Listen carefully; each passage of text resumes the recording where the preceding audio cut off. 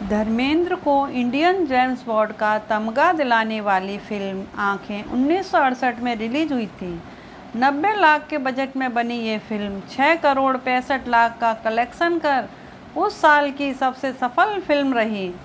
भारत चीन की दुश्मनी पर एक शुद्ध जासूसी फिल्म माला सिन्हा ललिता पंवार के चौंका देने वाले किरदार, मदनपुरी जीवन की खलनायकी, महमूद की जोरदार कॉमेडी, सोने पे सुहागा इस फिल्म के गाने, गैरों पे करम अपनों पर सितम, जिस मुल्क की निगहबान हैं आँखें, मिलती है ज़िंदगी में मोहब्बत कभी कभी, दे दाता के नाम तुझे अल्लाह रखे।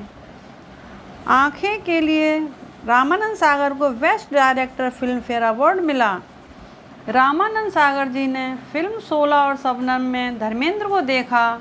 उस समय न्यू कवर थे और अपनी कद काठी के लिए जनता उन्हें बेहद पसंद कर रही थी और उन्होंने उन्हें अपनी फिल्म में साइन कर लिया। कहा कि जब ये पिस्तौल हाथ में पकड़ेंगे तो क़यामत ही आ जाएगी।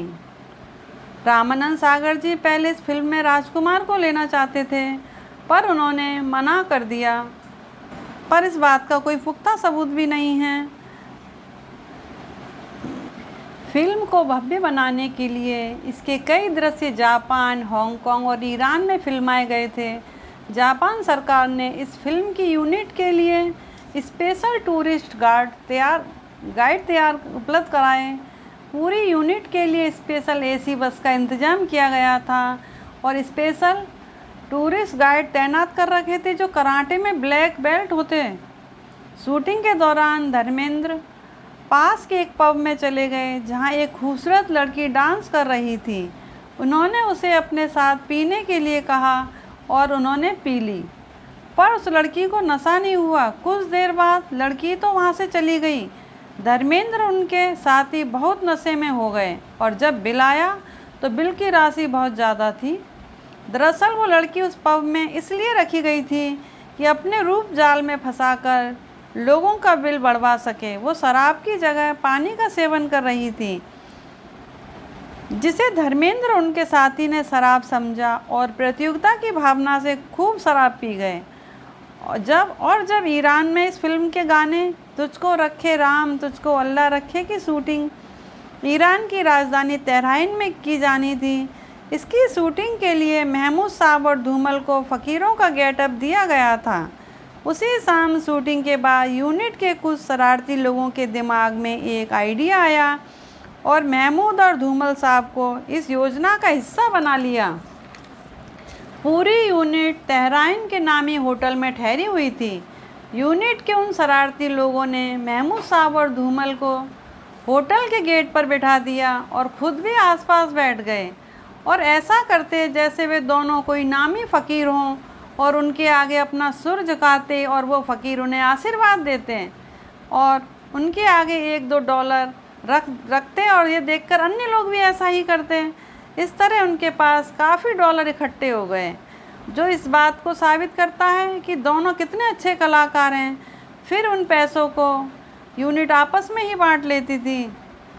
फिल्म बनते बनते काफ़ी समय और पैसा लग गया। फिल्म के डिस्ट्रीब्यूटर ने इसे रिलीज़ करने की तारीख भी घोषित कर दी, जबकि इसका क्लाइमैक्स शूट होना बाकी था। ऐसे में सभी कलाकारों को हिदायत दी गई कि दिन रात एक करके इसके क्लाइमैक्स की शूटिंग को पूरा करा जाए। उनके खाने पीने का इंतज़ाम भी अवतारा स्टूडियो में कर दिया गया। रामानंद सागर जी भी डायरेक्टर की कुर्सी पर बैठे बैठे कुछ झपकियाँ लेकर काम चला रहे थे।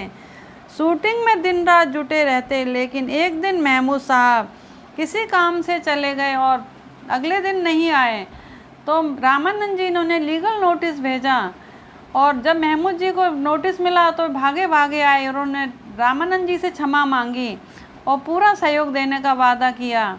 इस तरह फिल्म को पूरा किया गया।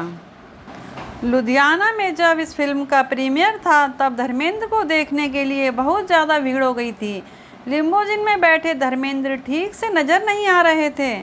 एक फैंस ने पत्थर उठाए और शीशे तोड़ दिए।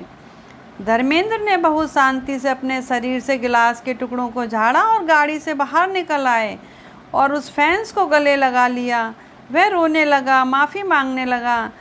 आँखें के पोस्टर पर लिखे हुए शब्द डनहिल सिगरेट से इंस्पायर हैं। एक गाने को शूट करने के लिए श्री कृष्णा की मूर्ति किराए पर लाई गई थी। रामानंद जी को उस मूर्ति से खास लगाव हो गया था और उन्होंने उस मूर्ति को खरीद लिया। श्री कृष्ण से रामानंद जी का सबसे ज़्यादा लगाव था और फिल्म के एक सीन में उन्होंने श्री कृष्ण की ताकत को भी बड़ी खूबसूरती से दर्शाया है। रामानंद जी ने राधा जी की मूर्ति भी बनवाई। वह श्री कृष्ण को अकेले नहीं देखना चाहते थे। आपको इस फिल्म का गाना सबसे ज़्यादा कौन सा अच्छा लगता है? नमस्कार।